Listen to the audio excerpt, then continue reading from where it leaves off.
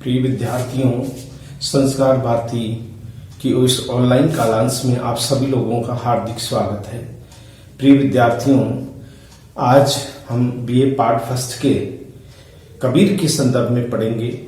जो पिछले पॉइंट हमने डिस्कस किया था, लगभग हमने 8 पूर्ण कर चुके थे। अब हमारा जो 9वां पॉइंट है, कबीर का समाज सुधारक रूप। कबीर जो एक समाज को नई दिशा देने वाले क्रांतिकारी और युग पुरुष थे, जो समाज में बदलाव लाना चाहते थे, एक ऐसे समाज की स्थापना करना चाहते थे जो शोषण से पूरी तरह से मुक्त हो। तो कबीर की जो भावना है समाज के प्रति, वो एक सुधारवादी भावना थी, जिसे कबीर ने हमारे समक्ष सामने रखा है। हम जो उन्होंने समाज सुधार किए उन्हीं के बारे में हम चर्चा करेंगे, क्योंकि यहाँ प्रश्न यह था कि कबीर कवि थे या समाज सुधारक। सबसे पहले हम उनके समाज सुधारक रूप को विभिन्न बिंदुओं के माध्यम से स्पष्ट करना चाहेंगे कि किस तरह से उन्होंने समाज का जो बीड़ा उठाया था, समाज को नई दिशा देने का काम कबीर ने किया था, उसी के संदर्भ में हम पढ़ेंगे। कुसंगति, कपट और द्वेष से दूर रहने का आग्रह। कबीर ने, अब हम इसको विचार करते हैं। देखिए, कबीर ने समाज में व्याप्त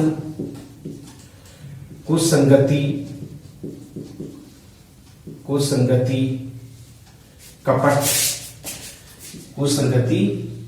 कपट, द्वेष आदि का विरोध किया है। व्यक्ति कुसंगति में पढ़कर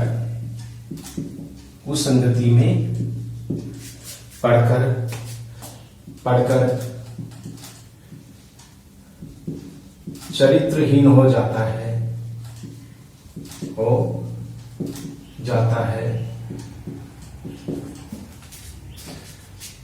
व्यक्ति को संगति में पढ़कर चरित्रहीन हो जाता है। समाज के विकास में बाधक बनकर खड़ा हो जाता है। समाज के विकास में बाधा बनकर खड़ा हो जाता है। इसलिए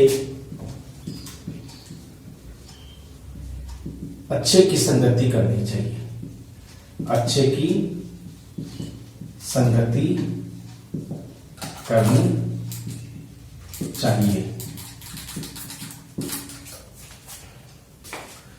मन में कूड़ कपट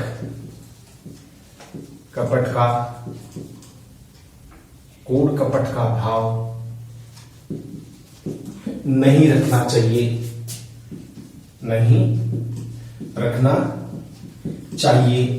यानी मन में किसी प्रकार की कूड़ कपट का भावना भी नहीं रखना चाहिए। बिना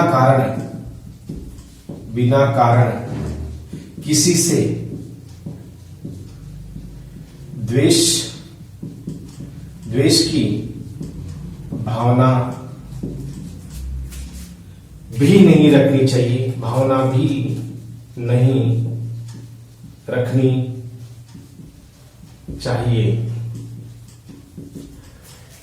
समाज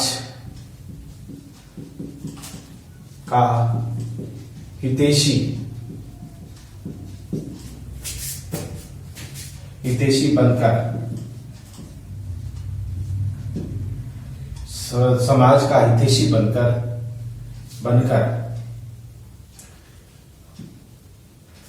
बिना कारण किसी से द्वेष की भावना भी नहीं रखनी चाहिए। समाज का हितैषी बनकर हम अच्छे नागरिक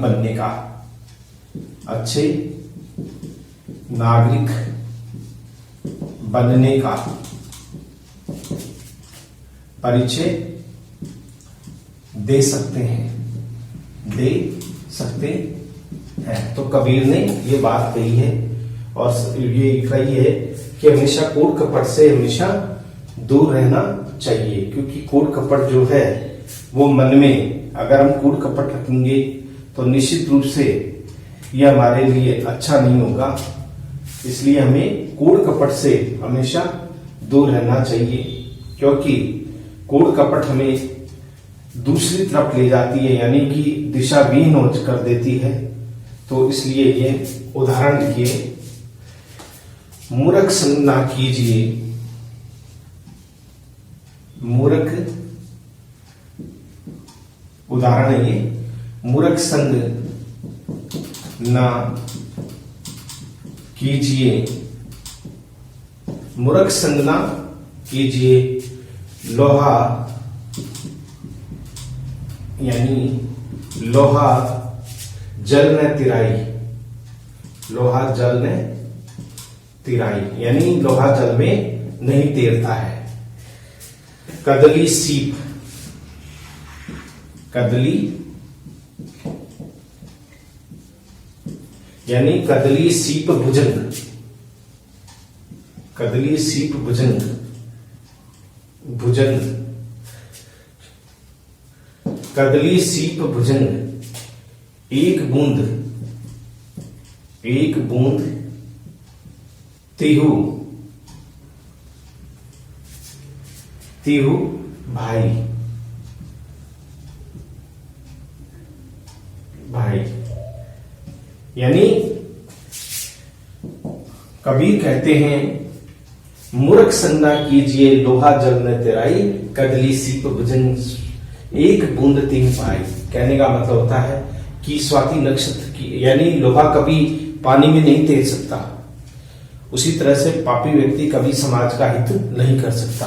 इसी तरह से एक स्वाति नक्षत्र की बूंद जो विभिन्न व्यक्तियों के साथ में, विभिन्न वस्तुओं के साथ में संगति करने पर यदि कदली के साथ में संगति करती है तो वो क्या बनता है, कपूर, कदली के साथ में वो स्वाति, और अगर सीप के साथ संगति करती है वो बूंद स्वाति नक्षत्र की तो वो बनती है मोती, और यदि भुजंग के साथ वो संगति करती है स्वाति नक्षत्र की तो वो बनती है विष, विष बन जाती है यानी जहर।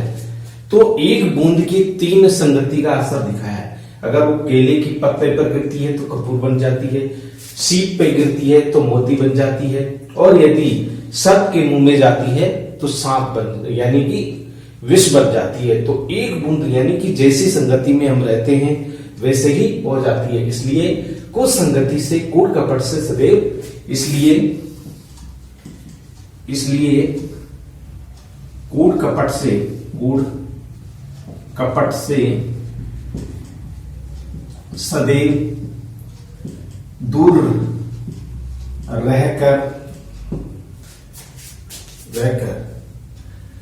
रहकर हम समाज को नई दिशा दे सकते हैं। तो इस प्रकार हम ये कह सकते हैं। अब अगला आता हमारे जो 10वां पॉइंट है, ये तो था कुछ संगति का प्रभाव और द्वेष के बारे में। अब हमारे अगला पॉइंट आता है शोषण का विरोध। शोषण का विरोध, जो गरीब लोग हैं, शोषित लोग हैं, उनके विरोध के बारे में कबीर ने क्या कहा है वो हम 10वें पॉइंट में देखेंगे। ये हमारा 10वां पॉइंट है, यानी कि शोषण का विरोध। शोषण का विरोध ये भी कबीर की अपनी एक समाज सुधारक रूप था। कबीर एक सच्चे क्रांतिकारी पुरुष थे, जिन्होंने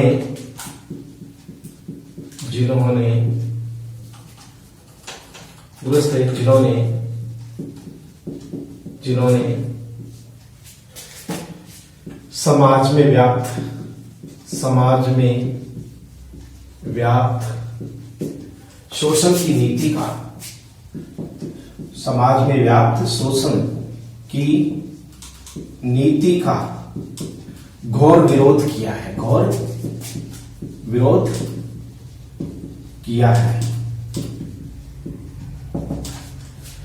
कबीर एक सच्चे क्रांतिकारी पुरुष थे। उन्होंने समाज में व्याप्त शोषण की नीति का घोर विरोध किया है। समाज में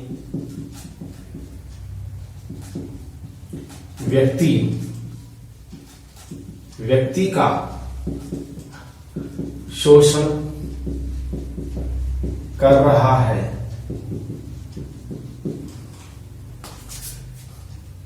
समाज में व्यक्ति का शोषण कर रहा है। गरीब होता जा रहा है, अमीर अधिक अमीर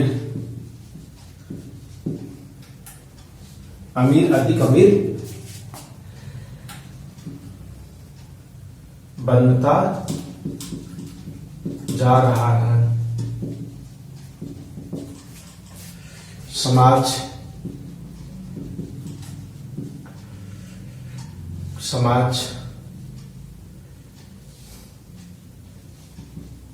दो वर्गों में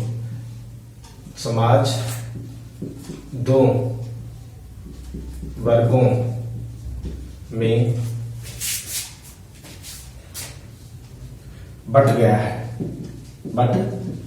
है।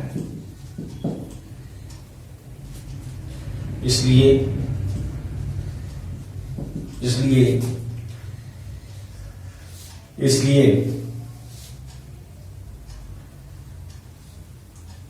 कबीर ने समाज को दो वर्गों में बांटा है, यानी अमीर और गरीब। तो जो दो समाज है, एक गरीब तो गरीब होता जा रहा है और अमीर बनता जा रहा है। समाज दो वर्गों में बट गया। इसलिए समाज के लोगों को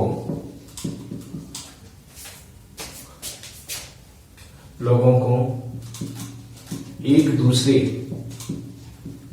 के सहायक बनकर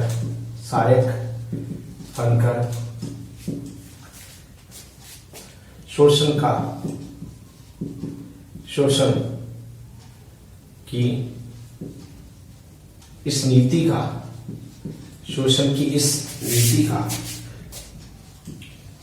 का विरोध करना चाहिए। तो उन्होंने शोषण की नीति का विरोध करना। तो उदाहरण देख लीजिए, ये कबीर क्या कहते हैं। चलती चाकी देख कर दिया कबीरा रोए। चलती चाकी देख कर दिया कबीरा रोए। दो पाटों के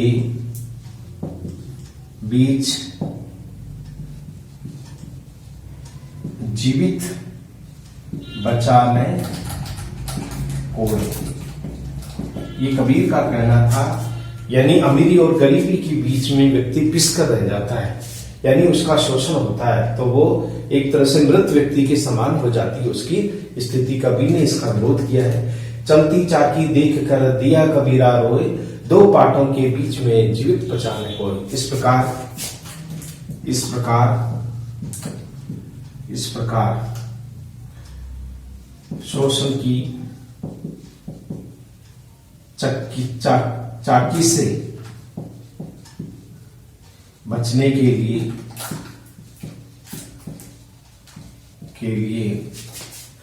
समाज के लोगों को अमीरी गरीबी का अमीरी गरीबी का भेद समाप्त करना होगा, समाप्त करना होगा। तो उन्होंने ये भी कहा है कि अमीरी गरीबी को हमेशा विरोध करना चाहिए, अमीरी गरीबी में हमें नहीं जीना चाहिए, उसका विरोध करना चाहिए एक तरह से, क्योंकि अमीर गरीब का शोषण करता है तो इस समाज का जो ढांचा है वो पूरी तरह से चरमरा जाता है। इसलिए कबीर ने इस बात का विरोध किया है कि इस प्रकार शोषण की चाकी से बचने के लिए समाज के लोगों को अमीरी गरीबी का भेद समाप्त करना होगा, तभी एक अच्छे समाज का विकास, तभी अच्छे समाज का निर्माण हो सकेगा।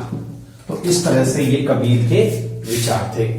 अब आता है हमारा गुरु का महत्व। हमारे कबीर ने गुरु के बारे में क्या कहा है, ये हम 11वें पॉइंट में पढ़ेंगे।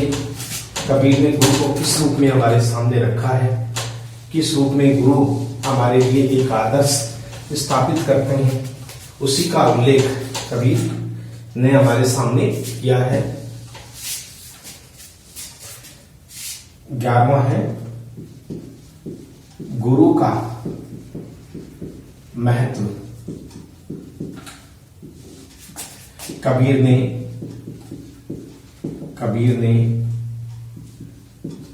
समाज सुधार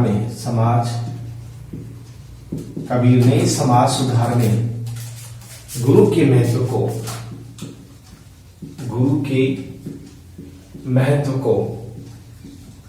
को स्वीकार किया है। कबीर ने गुरु के महत्व को स्वीकार किया है। गुरु ही हमें सही मार्गदर्शन देता है, सही मार्गदर्शन देता है।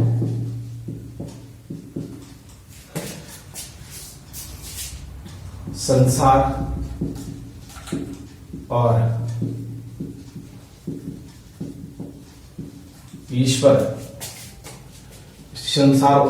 का वास्तविक ज्ञान कराने वाला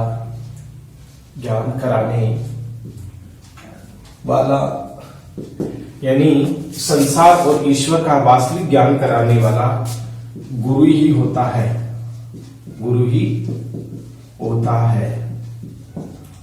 कबीर को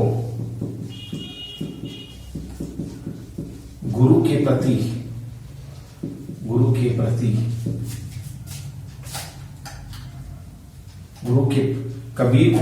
प्रति बड़ा आदर रहा है। गुरु के बारे में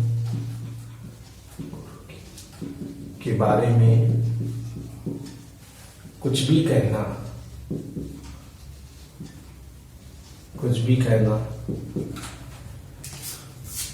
गुरु के बारे में कुछ भी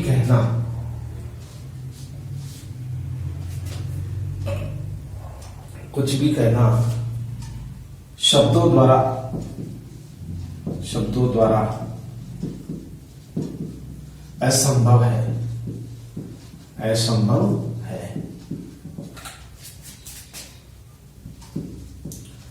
गुरु ही हमारे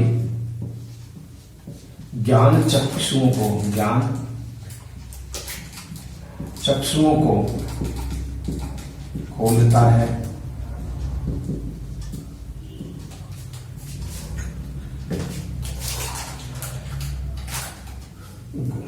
गुरु ही हमारे ज्ञान चक्षुओं को खोलता है। गुरु के बिना, गुरु के बिना जीवन का कोई महत्व नहीं है। गुरु के बिना जीवन का कोई महत्व नहीं है, नहीं है। ये कबीर ने कहा है। तो इसका उदाहरण है गुरु गोविंद, गुरु गोविंद दो खड़े काकी लागू पाए बलिहारी गुरु आपने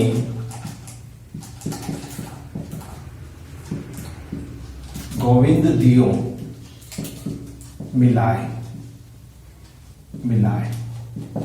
अर्थात ईश्वर से मिलाने वाला हमारा गुरु ही है।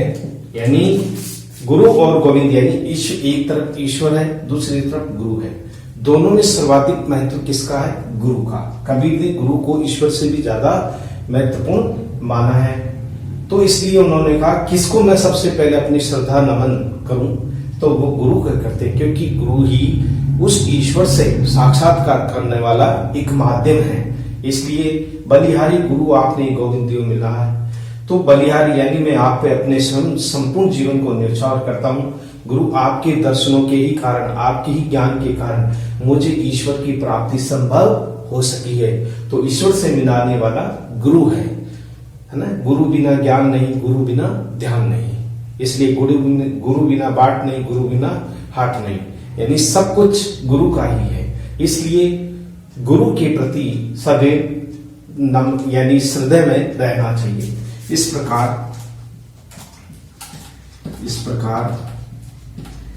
गुरु के प्रति सदैव आदर और सम्मान रखना चाहिए।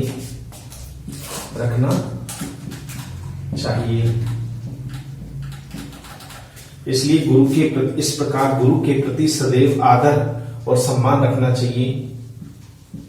गुरु ही हमारे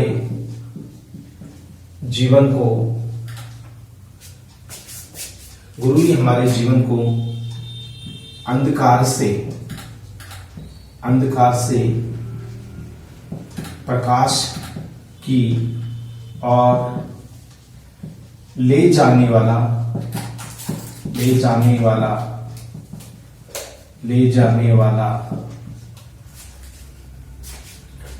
माध्यम है। इसलिए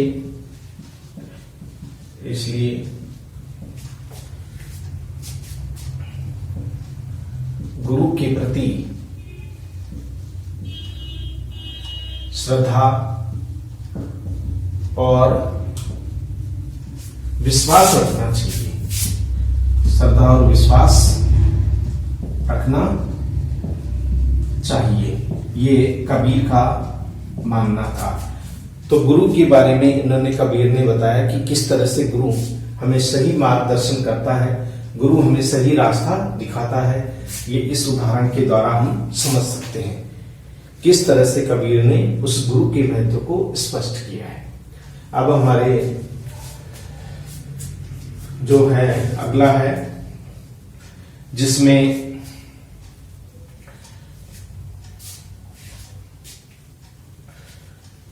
बारहवां पॉइंट है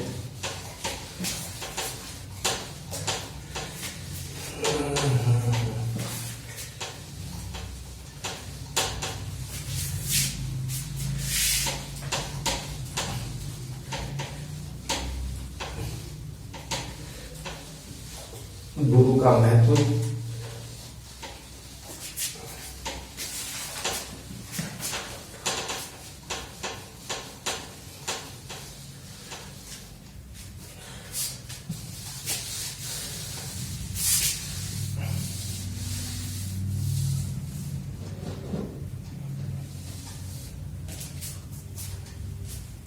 11वां 12वां है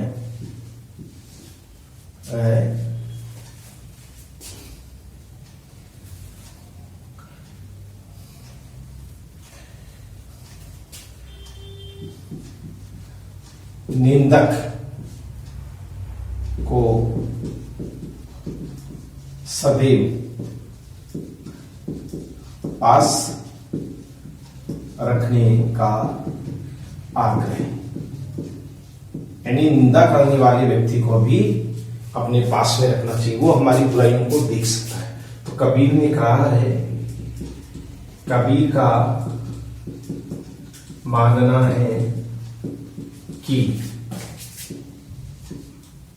व्यक्ति अपने दोष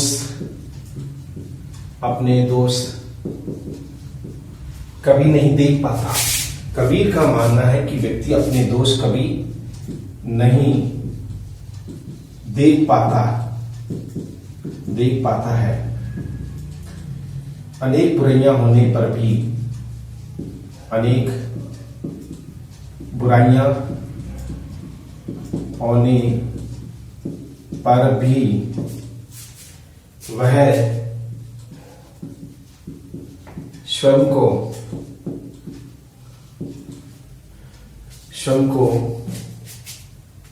को शुद्ध मानता है। अनेक बुराइयां होने पर भी वह स्वयं को शुद्ध मानता है। कबीर ने वह स्वयं को शुद्ध मानता है। कबीर ने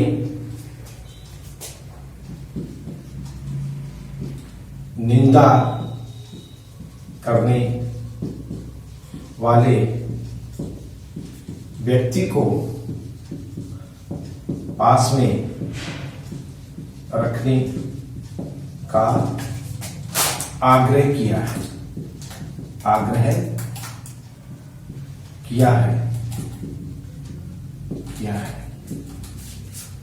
निंदक व्यक्ति हमारे अवगुणों को,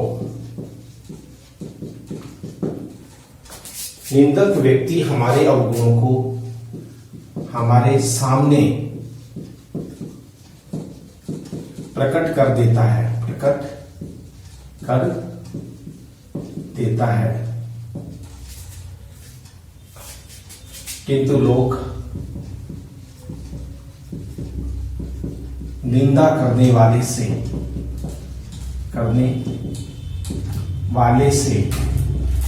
सदैव दूर रहते हैं,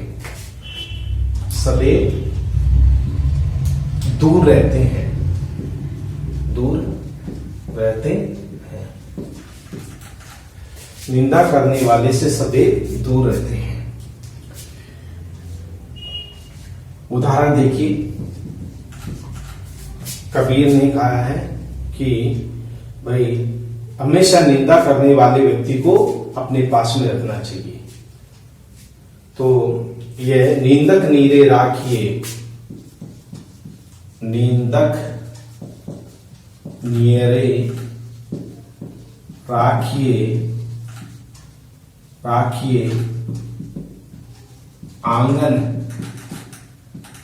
आंगन कुटी छवाए।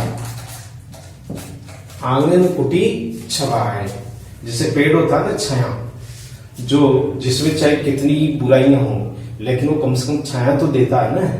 उसी तरह से आंगन कुटी छाया। बिन पानी साबुन,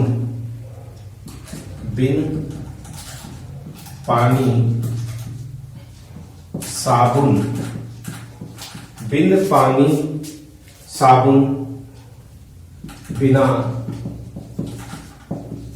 निर्मल करे स्वभाव,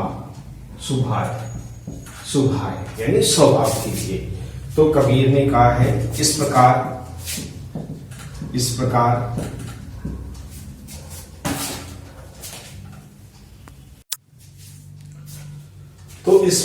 कबीर ने निंदक व्यक्ति को पास में रखने का आग्रह किया है ताकि हमारी आत्मशुद्धि हो सके,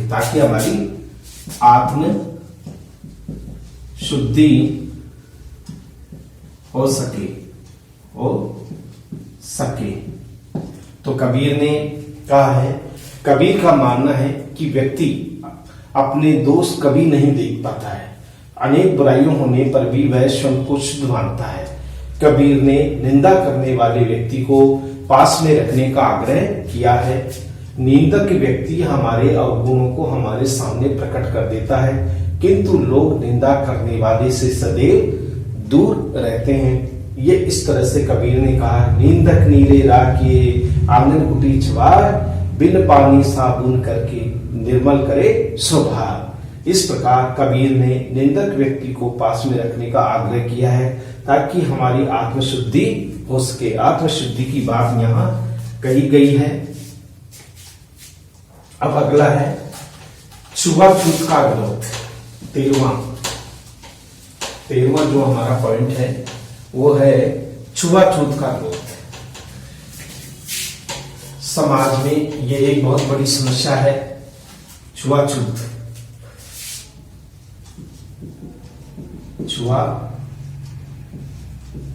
का विरोध।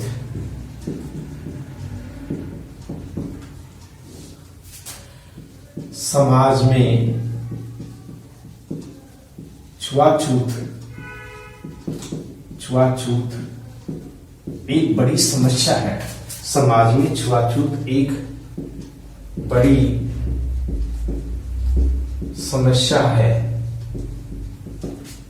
छुआछूत एक बड़ी समस्या है। जाति या धर्म के नाम पर, लोग छुआछूत करते हैं।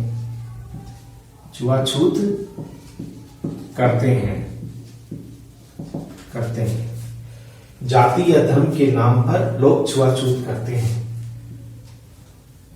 यानी कि गांव में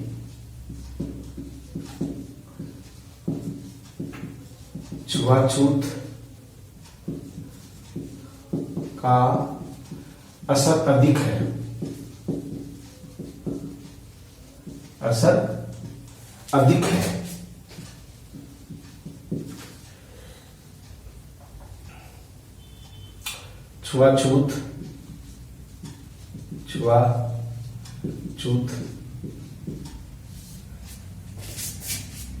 छुआछूत एक अपराध है। समाज के सभी लोग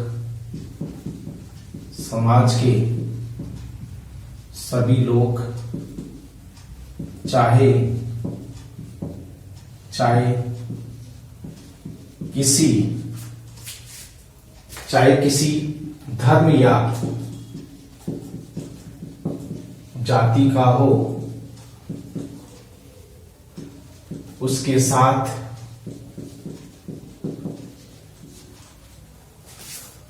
छुआछूत, उसके साथ अमानवीय व्यवहार करना, अमानवीय व्यवहार करना समाज के लिए ठीक नहीं है।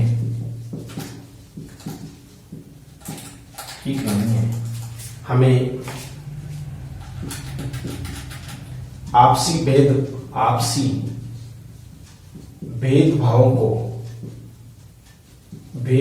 भेदभावों को भूलकर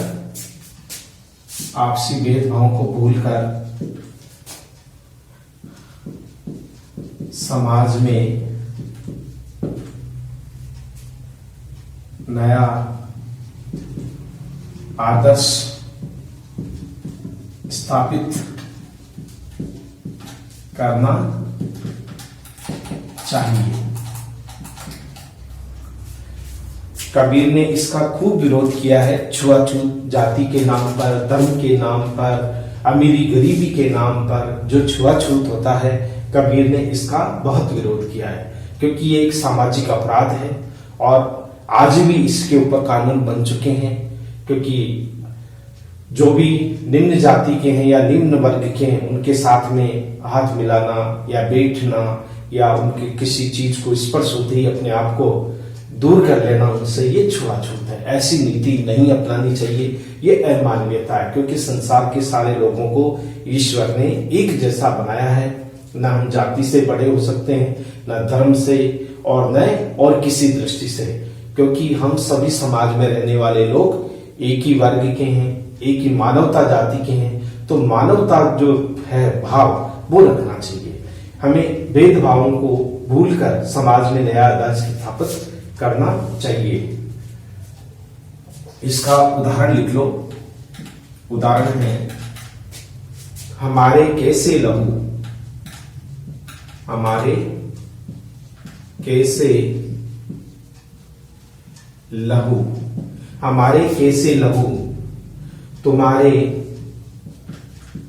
तुम्हारे कैसे दूध, हमारे कैसे लहू, तुम्हारे कैसे दूध,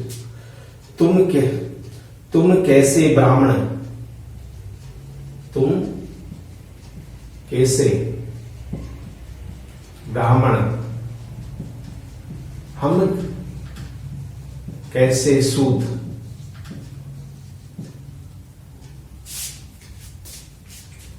हम कैसे शुद्ध, यानी शुद्ध, हम कैसे शुद्ध।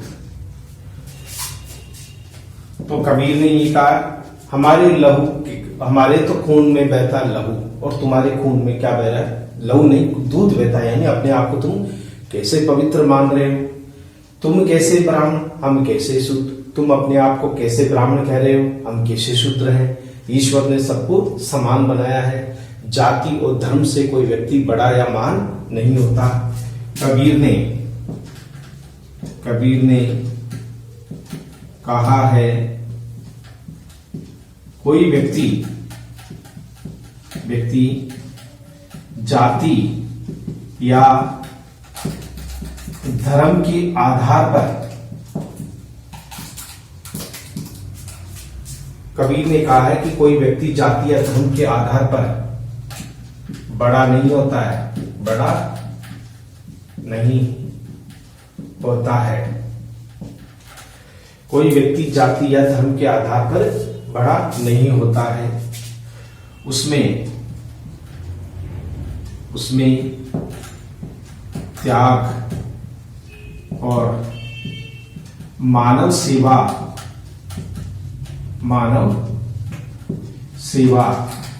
के गुण होने चाहिए। उसमें, यानी कबीर ने कहा है कि कोई व्यक्ति जाति या धर्म के आधार पर बड़ा नहीं होता है, उसमें त्याग और मानव सेवा के गुण होने चाहिए, ताकि उस समाज को, ताकि समाज का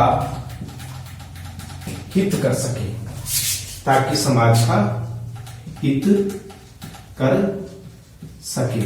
ये हमने 12वां, जो हमारा 13वां था पॉइंट, वो हमने पढ़ा कि किस तरह से ये हमारा 13वां पॉइंट था, छुआछूत का विरोध। कबीर ने छुआछूत की एक बड़ी समस्या माना है। जाति और धर्म के नाम पर लोग छुआछूत करते हैं। गांव में छुआछूत का असर अधिक है। छुआछूत एक अपराध है। समाज के सभी लोगों को चाहिए कि धर्म या जाति, किसी भी जाति या धर्म का हो, उसके साथ अमानवीय व्यवहार करना समाज के लिए ठीक नहीं है। हमें आपसी भेदभावों को भूल करके समाज में नया आदर्श स्थापित करना चाहिए। ये फिर इसने दुआ है। तो इस प्रकार से ये हमारा ये था। अब आता है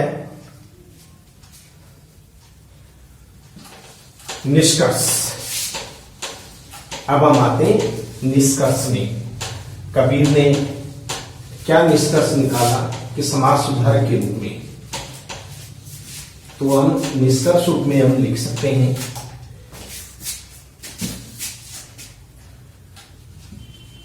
निष्कर्ष। निष्कर्ष इस प्रकार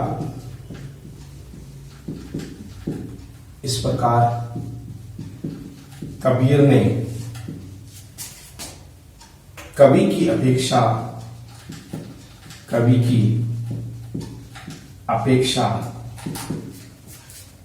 इस प्रकार कबीर ने कवि की अपेक्षा समाज सुधारक के गुणों को देखा जा सकता है,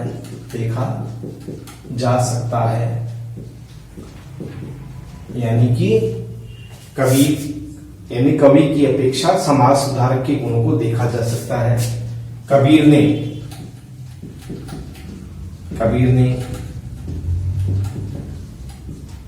क्रांतिकारी पुरुष की भांति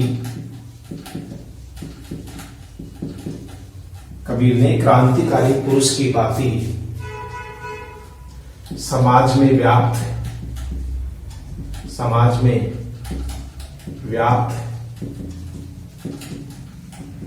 बुराइयों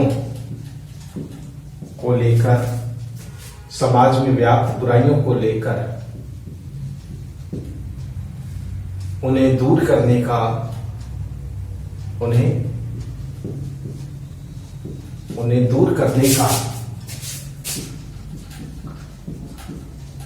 संकल्प लिया। उसमें वे सफल रहे हैं। कबीर ने जाति, धर्म, वर्ण, भाषा, छुआछूत, अंधविश्वास,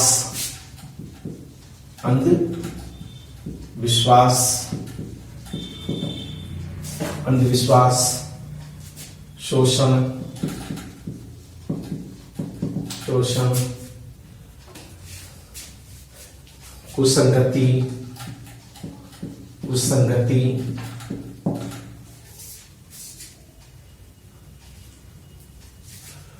कुसंगति, हिंसा का विरोध,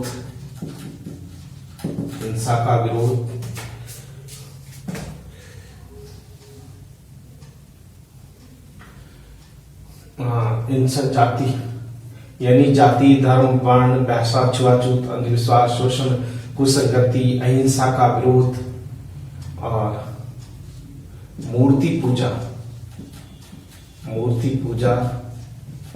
एवं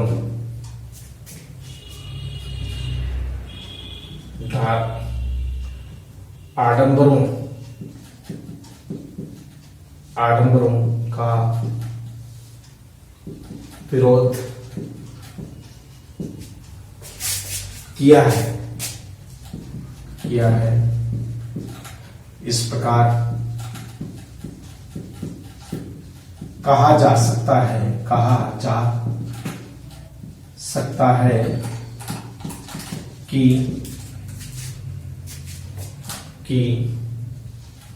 कबीर हमारे समाज के लिए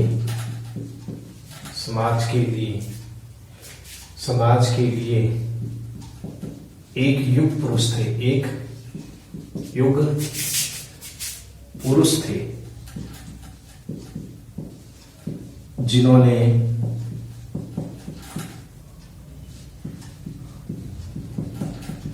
समाज की बुराइयों को दूर कर मानवता के प्रति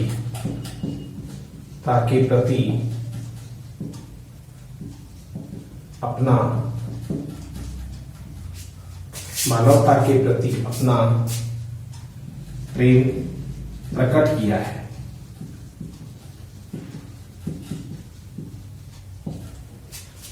तो हम ये कह सकते हैं, इस प्रकार कबीर ने कवि की अपेक्षा समाज सुधार के गुणों को देखा जा सकता है। कबीर ने क्रांतिकारी पुरुष की भांति समाज में व्याप्त बुराइयों को लेकर उन्हें दूर करने का संकल्प लिया, उनमें वे सफल रहे हैं। कबीर ने जाति, धर्म, वर्ण, भाषा, छुआछूत, अंधविश्वास, शोषण, कुसंगति, हिंसा का विरोध, मूर्ति पूजा एवं आडंबरों का विरोध किया है। इस प्रकार कहा जा सकता है कि कबीर हमारे समाज के लिए एक युग पुरुष थे, जिन्होंने समाज की बुराइयों को दूर कर मानवता के प्रति अपना प्रेम प्रकट किया है। तो इस तरह से हमारा जो ये क्वेश्चन है, ये जो एक समाज सुधारक के रूप में कबीर का जो योगदान है, उस योगदान को हमने लगभग 12-13 हमने पॉइंटों में पढ़ा है। तो ये हमारा आज क्वेश्चन यही समाप्त होता है। अगला क्वेश्चन हमारे कबीर के ही संबंध में है कि कबीर कवि के रूप में, कबीर का योगदान कवि के रूप में। कई बार क्वेश्चन दोनों मिलके आते हैं, लेकिन वो एमए के स्तर पर आते हैं, इसलिए आपके छोटे रूप में ही आएगा, या तो समाज सुधारक रूप, या कवि के रूप में, या भक्त कवि के रूप में योगदान बताइए, यानी कबीर का भक्त कवि के रूप में योगदान। तो यानी भक्त और कवि दोनों ही एक है। तो इस प्रकार से ये हमने समाज सुधारक रूप के बारे में पढ़ा। निश्चित रूप से ये जो महत्वपूर्ण हमारे, क्योंकि कबीर जो थे वो हमारे जितनी भी सामाजिक बुराइयां थी उन सामाजिक बुराइयों के प्रति वो एक क्रांतिकारी पुरुष बन करके आए थे, और उन सामाजिक बुराइयों को तहस नहस करके ही उन्होंने दम लिया। वो कभी से किसी से भयभीत नहीं होते थे।